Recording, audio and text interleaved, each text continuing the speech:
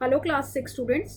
Today we are going to start with chapter number 5. The name of the chapter is Birds of Paradise यानी स्वर्ग के पंछी और ये एक पोम है. About the poet जिन्होंने ये पोम लिखी है उनके बारे में हम पढ़ेंगे. क्रिस्टीना रोसेटी 1830-1894 उनका जन्म 1830 में हुआ था और उनकी मृत्यु 1894 में हुई थी. Was one of the famous English poets who has written many devotional and children's poem. तो ये एक प्रसिद्ध अंग्रेजी कवियों में से एक थी जिन्होंने कई भक्ति और बच्चों की कविताएं लिखी थी. She is a poet of both in range and quality. तो वो गुणवत्ता और जितनी भी पोएम वो लिखती थी तो वो सब बहुत ज़्यादा गुणों से भरपूर रहती थी. She is remembered for her love poetry, vivacious ballads and nursery rhyme.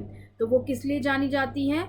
उनकी कविताएं जो हैं वो प्रेम से भरी होती थी, जीवंत होती थी और वो अपनी इसी सब चीज़ों के लिए, और जो नर्सरी की जो कविताएं लिखती थी वो, तो उन सब चीज़ों के लिए वो बहुत ज़्यादा जानी जाती थी, याद की जाती थी. She is probably best known today for writing the carol in the bleak midwinter. तो वो किस लिए याद की जाती हैं? वे जो ब्लैक मिड विंटर जो उन्होंने लिखी थी एक कैरोल, उसके लिए सबसे ज़्यादा वो जानी जाती हैं.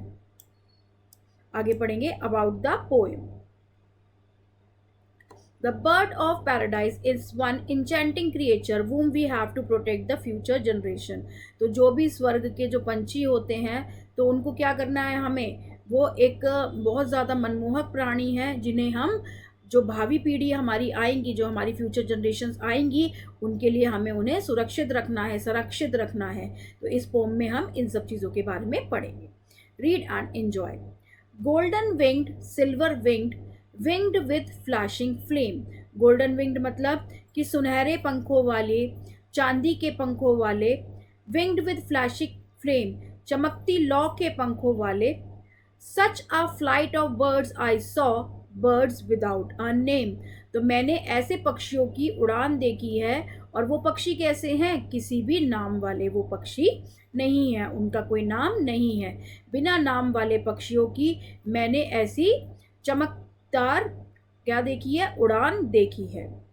Singing songs in their own tongue, song of songs they came. तो वो क्या कर रहे हैं? अपनी भाषा में वो गीत गा रहे हैं और एक के बाद वो एक गीत गाते हैं. One two another calling. और किस लिए गाते हैं वो गीत? ताकि एक दूसरे को वो पुकार रहे हैं उसमें. Each answering each, one two another calling. और हर एक जो है पंछी वहाँ पर, पक्षी वहाँ पर, तो वो एक दूसरे को उत्तर दे रहा है, एक दूसरे को वो पुकार रहा है. One two another calling in their proper speech.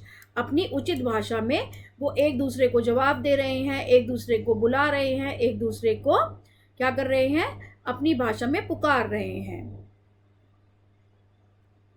High above my head they wheeled far out of reach. और मेरे सर के बहुत ऊपर वो उड़ रहे हैं, बहुत मेरी पहुंच से दूर हैं वो. कैसे उड़ रहे हैं वो? मेरे सर के बहुत ऊंचे उड़ रहे हैं और बहुत ज़्यादा मेरी रीच से, मतलब मेरे जो पहुंच से बहुत ज़्यादा दूर हैं. On wings of flame they went and came. और लॉक के पंखों पर वो आ रहे हैं और जा रहे हैं. With a cadenced clang. और कैसे? जैसे एक झनकार होती है उसकी तरह वो बज रहे हैं, जिसमें लय होती है. तो विद अ कैडेंस्ड क्लैंग यानी एक झनकार जिसमें लय है. Their silver wings tinkled, their golden wings wrong.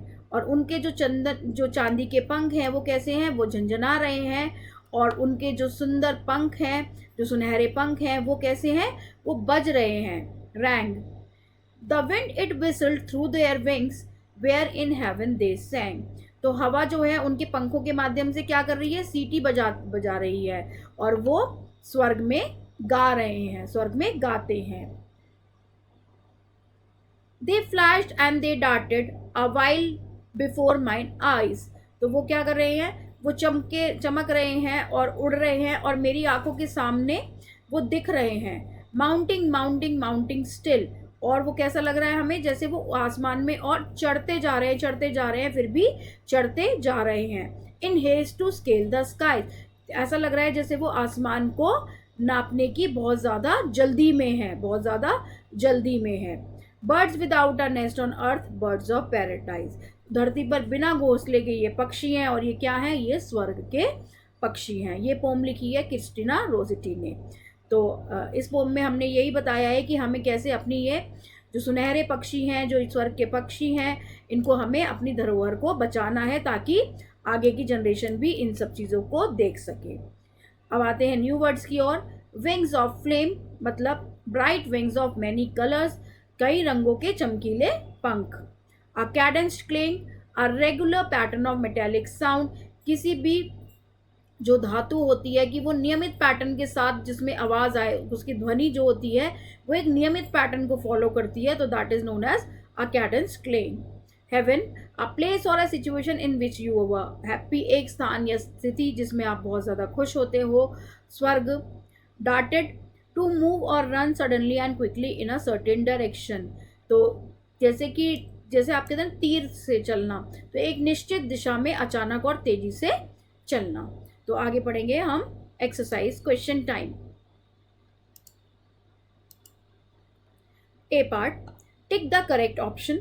The poet saw birds of, कौन सी विंग्स का देखा था उन्होंने, गोल्डन विंग्स, तो it means B option is the correct one. तो बी ऑप्शन को यहां पर हम क्या करेंगे, टिक मार्क करेंगे।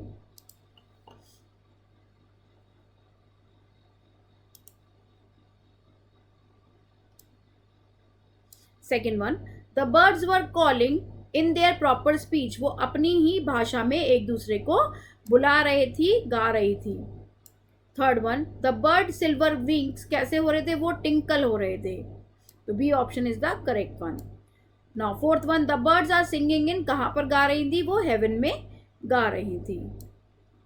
Fifth one, the poet talks about the birds of, कहाँ की चिड़ियों की बात हो रही थी, यहाँ पर कौन से पंछियों की बात हो रही थी, पैराडाइज के, तो A option is the correct one. Now moving on to the B part, right true और false against the following statements.